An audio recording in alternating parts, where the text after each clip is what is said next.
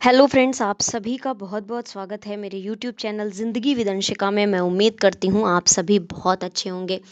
तो फ्रेंड्स, जैसा कि आप सभी जानते हैं कि आज सितंबर महीने की 5 तारीख है और 5 सितंबर वर्ष का वैसे तो 248वां दिन होता है, लेकिन इस वर्ष पड़ा था लीप ईयर, यानी फरवरी थी 29 दिनों की। तो आज वर्ष 2024 का 249वां दिन है और वर्ष 2024 में अभी 117 दिन बाकी बचे हैं।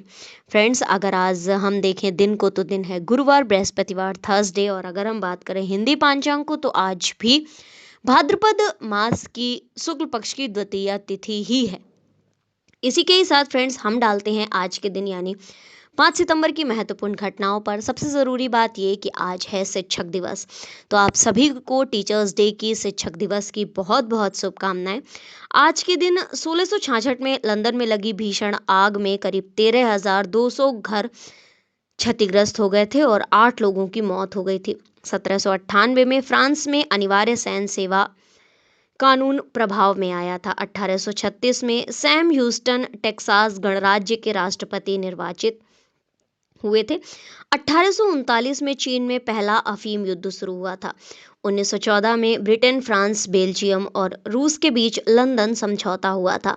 1944 में ब्रिटिश प्रधानमंत्री विंस्टन चर्चिल ने अपनी स्कॉटलैंड यात्रा शुरू की थी। 1972 में म्यूनिख ओलंपिक के दौरान फिलिस्तीनी समूह ब्लैक सितंबर ने 11 इजरायली एथलीटों को बंधक बनाया था और बाद में उनकी हत्या कर दी गई थी। 1975 में पुर्तगाल के प्रधानमंत्री गोंसाल्विस ने अपने पद से इस्तीफा दिया था।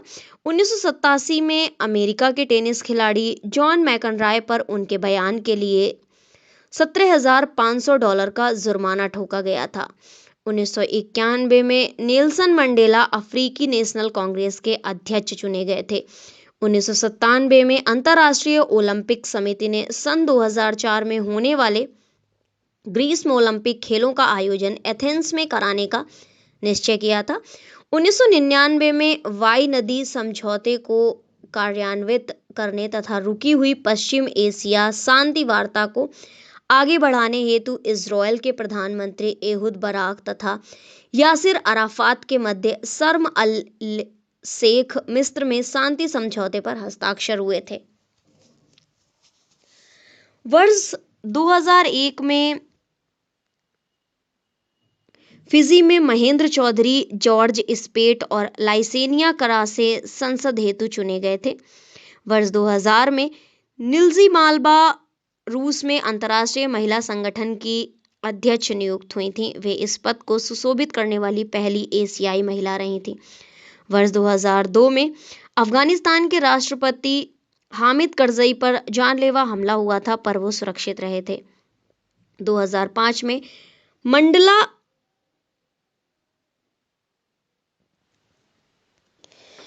2005 में मंडला एयरलाइंस का विमान 091 इंडोनेशिया में सुमात्रा के एक आवासीय क्षेत्र में दुर्घटनाग्रस्त हो गया था, जिससे उसमें सवार 104 लोगों के अलावा आवासीय क्षेत्र के 39 लोगों की मौत हो गई थी। 2008 में रतन टाटा के नेतृत्व में society of Indian automobile manufacturers SIAM के प्रतिनिधि मंडल के प्रधानमंत्री ने मनमोहन सिंह को भेंट की थी। 2009 में नेशनल स्टॉक एक्सचेंज ने 10 कंपनियों पर शेयर बाजार में कारोबार करने पर प्रतिबंध लगाया था। 2014 में विश्व स्वास्थ्य संगठन के एक अनुमान के मुताबिक गिनी, लाइबेरिया, नाइजीरिया, सेनेगल और सिएरा लियोन में इबोला वायरस से संक्रमित 3500 लोगों में से 1900 लोगों की मौत हो गई थी। तो फ्रेंड्स, अब हम डालते हैं आज के दिन जन्मे व्यक्तियों पर एक नज़र। 1993 में जन्म हुआ था अजीत सिंह यादव का, भाला फेंक के भारतीय पैरा एथलीट हैं। 1986 में भारतीय क्रिकेटर प्रज्ञान ओझा का जन्म हुआ था। 1958 में के अग्रवाल भारतीय चिकित्सक और हृदय रोग विशेषज्ञ थे, इनका जन्म हुआ था। 1938 में भारतीय डेंटल डॉक्टर अमृत तिवारी का जन्म हुआ था। 1933 में लक्ष्मी नारायण रामदास अंतर्राष्ट्रीय स्तर पर शांति स्थापित करने के लिए रेमन मैग्सेसे पुरस्कार पाने वाले भारतीय हैं, इनका जन्म हुआ था। 1910 में जन्म हुआ था भारतीय क्रिकेटर फिरोज पलिया का। 1905 में जन्म हुआ था प्रसिद्ध उपन्यासकार वाचस्पति पाठक का। 1888 में सर्वपल्ली डॉक्टर राधाकृष्णन का जन्म हुआ था। भारत के दूसरे राष्ट्रपति रहे हैं और इनके जन्म दिवस को हम सभी टीचर्स डे के रूप में मनाते हैं। 1872 में जन्म हुआ था चिदम्बरम पिल्लई का। तमिल भाषा के विद्वान और प्रख्यात समाज सुधारक हैं। तो फ्रेंड्स, 1997 में आज के दिन निधन हुआ था मदर टेरेसा जी का। विश्व प्रसिद्ध समाज सुधारक और सेविका हैं। 1995 में सलिल चौधरी का निधन हुआ था। हिंदी फिल्मों के प्रसिद्ध भारतीय संगीतकार थे। 1988 में आर.डी. भंडारे का निधन हुआ था। भारतीय राजनीतिज्ञ, न्यायविद और अम्बेडकरवादी कार्यकर्ता थे। 1986 में नीरजा भनोट अशोक चक्र विजेता विमान परिचारिका थी। इनका निधन हुआ था। 1986 में भारत के जाने माने वाले शिक्षाविद और हिंदी साहित्यकार अंबिका प्रसाद दिव्य का निधन हुआ था। 1991 में भारतीय व्यंग्य रचनाकार शरद जोशी का निधन हुआ था। और 1918 में रतनजी टाटा समूह को खड़े करने वाले 4 लोगों में से एक थे। इनका निधन हुआ था। और आज के दिन है शिक्षक दिवस और राष्ट्रीय पोषाहार दिवस तो मनाया ही जा रहा है। फ्रेंड्स, दिल्ली सहित कई राज्यों के विश्वविद्यालयों में नए शैक्षिक सत्र के आरंभ के साथ ही चर्चा में है राष्ट्रीय शिक्षा नीति। इसके अंतर्गत एक तरफा देश शिक्षा की अंतर्राष्ट्रीय गुणवत्ता के लिए प्रयास कर रहा है, तो वहीं विदेशी विश्वविद्यालय भारत में अपने परिसर आरंभ करने को उत्सुक हैं। पथ प्रकाशित करते हैं शिक्षा का दीपक। अतीत में सोने की चिड़िया कहलाने वाला भारत शिक्षा का भी सिरमौर था। महान ऋषियों मुनियों की भारतीय परंपरा की गुरुकुल पद्धति वाली शिक्षा व्यवस्था ने विश्व में अपनी कीर्ति पताका लहराई थी। संसार के विभिन्न देशों में छात्र भारत में अध्ययन के लिए आते थे। मध्यकाल और फिर अंग्रेजों के आने के बाद भारतीय गुरुकुल पद्धति वाली शिक्षा व्यवस्था को गहरा आघात लगा। 1835 के मैकाले की नीति के भारतीय शिक्षा व्यवस्था के चरित्र, रूप और उद्देश्य को ही बदल कर रख दिया। ये सही है कि आधुनिक युग के अनुरूप नए तौर तरीके, पद्धतियों, नए विचारों और नवाचारों को हमें शिक्षा में शामिल करना होगा, लेकिन समझने की जरूरत है कि भारतीय शिक्षा कभी भी ठहरी हुई नहीं रही है। देशकाल के अनुरूप हमेशा नए तत्वों को हमने समाहित किया, चाहे वो आचार्य वशिष्ठ, आचार्य संदीपनी, श्री राम, श्री कृष्ण, आचार्य द्रोण, वीर अर्जुन, कर्ण एवं चाणक्य, चंद्रगुप्त मौर्य, अशोक से लेकर आर्यभट्ट, वारामिहिर, समुद्रगुप्त, चंद्रगुप्त द्वितीय और हर्षवर्धन जैसे शिक्षक और शिक्षार्थियों ने इसी परंपरा का निर्वहन करते हुए भारत को जगत गुरु के पद पर आसीन किया था। स्वाधीनता आंदोलन के स्वप्नों में स्वराज, स्वतंत्रता, स्वदेशी, स्वभाषा के साथ साथ स्वशिक्षा का मॉडल भी था। स्वामी विवेकानंद, लोकमान्य तिलक, महर्षि अरविंद, महामना मदन मोहन मालवीय, गुरुदेव रविन्द्रनाथ टैगोर, महात्मा गांधी ने शिक्षा के जिस समग्र रूप की कल्पना की थी, स्वाधीनता प्राप्ति के बाद दुर्भाग्य से वो साकार नहीं हो पाई।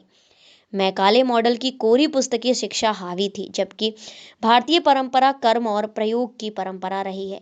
श्रीमद् भगवद गीता का कर्मण्येवाधिकारस्ते या श्री रामचरितमानस का कर्म प्रधान विश्व रक्षा केवल धार्मिक आध्यात्मिक उक्ति भर नहीं है।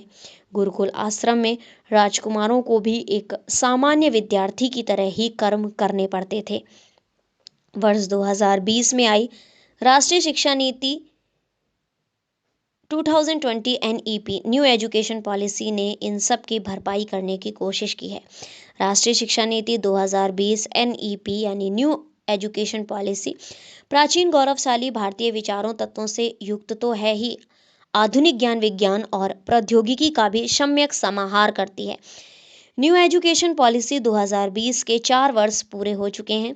उच्चतर शिक्षा के स्तर पर पाठ्यक्रम को लेकर संस्थान चुनने का लचीलापन, शैक्षणिक धाराओं के बीच अलगाव का खात्मा, बहुविषयकता का समग्र शिक्षा, पुस्तकीय और रटंत ज्ञान के बजाय वैचारिक समझ और अनुभविक ज्ञान पर जोर, बहुभाषावाद, कौशल विकास, व्यावसायिकता और रोजगार परकता, शोध एवं नवाचार के साथ मानवीय एवं संवैधानिक मूल्य पर प्रतिबल और चरित्र निर्माण एवं विद्यार्थियों का समग्र विकास आदि NEP के कुछ महत्वपूर्ण बिंदु हैं।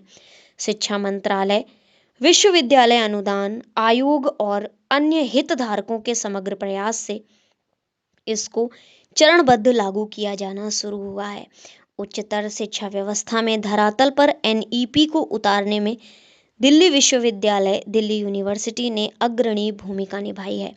कुलपति प्रोफेसर योगेश सिंह के नेतृत्व में डीयू ने एनईपी को शब्द और भाव दोनों ही स्तरों पर जिस व्यवस्थित और समग्र तरीके से लागू किया है वो पूरे देश के लिए एक रोल मॉडल साबित हो सकता है। लचीलापन न्यू एजुकेशन पॉलिसी की एक प्रमुख विशेषता है ताकि अपनी प्रतिभा रुचि के अनुरूप छात्र अपना पाठ्यक्रम और रास्ता चुन सके। इस संदर्भ में बने नवनिर्मित करिकुलम फ्रेमवर्क में विद्यार्थियों को न केवल ऐच्छिक विषय के पाठ्यक्रम चुनने का अधिकार है बल्कि जनरल इलेक्टिव कोर्स में वो अन्य स्ट्रीम के कोर्स भी पढ़ सकेंगे। अर्थात विज्ञान का विद्यार्थी ह्यूमैनिटीज से संगीत या भूगोल अथवा कॉमर्स के विद्यार्थी मैनेजमेंट या मार्केटिंग पढ़ सकते हैं। आज हर विकसित देश व्यावसायिक व कौशल शिक्षा और आनुभविक ज्ञान पर बहुत बल देते हैं। मैंने अमेरिकी विश्वविद्यालयों में देखा है कि व्यावसायिक कौशल शिक्षा वहाँ की शिक्षा का महत्वपूर्ण अंग है। न्यू एजुकेशन पॉलिसी भी कौशल विकास और व्यावसायिक शिक्षा पर बल देता है। इसमें 100 से ज़्यादा कौशल संबंधी पाठ्यक्रम हैं जो स्वरोजगार की दिशा में सहायक होंगे। इसके अलावा अब तक मेडिकल, इंजीनियरिंग या मैनेजमेंट आदि के विद्यार्थियों को उपलब्ध इंटर्नशिप, अप्रेंटिसशिप, प्रोजेक्ट आदि के अवसर हमारे परंपरागत प्रोग्राम में भी उपलब्ध हैं जो उनके अनुभविक ज्ञान को बढ़ाएंगे। भारतीय भाषाओं को मिला बल। राष्ट्र की उन्नति में शोध एवं नवाचार की अहम भूमिका को समझते हुए न्यू एजुकेशन पॉलिसी में बहुभाषावाद पर बहुत बल है। गांवों, कस्बों और छोटे नगरों में बिखरी प्रतिभाओं को भी अवसर मिले हैं। इसके लिए आज प्रतियोगिता और प्रवेश परीक्षाएं भारतीय भाषाओं में हो रही हैं। भारतीय संविधान में उल्लिखित सामाजिक न्याय की भावना को न्यू एजुकेशन पॉलिसी में दोहराया गया है। निम्न आय वर्ग के बच्चों को भी उच्च कोटि की शिक्षा कम खर्च में मिले, इस संदर्भ में कदम उठाए गए हैं। इंजीनियरिंग और 5 वर्षीय विधि जैसे नए प्रोग्राम में 4 लाख रुपए तक की सालाना आय वालों को प्रवेश की फीस में 90% छूट दी गई है। लेकिन छात्रों और प्रकारांतर से राष्ट्र का समग्र विकास तब तक नहीं होगा जब तक कि वे मानवीय नैतिक मूल्य से परिपूर्ण और समग्र संतुलित व्यक्तित्व ना हो। पश्चिमी जीवन शैली तकनीक में सिमटती दुनिया, रियल लाइफ के बजाय वर्चुअल लाइफ, शारीरिक खेलकूद की जगह ई गेम्स, बढ़ते एकाकीपन आदि ने युवाओं को खतरनाक गिरफ्त में लेना शुरू कर दिया है। इस संदर्भ में समाज, परिवार के साथ साथ शिक्षा जगत को भी कदम उठाना होगा।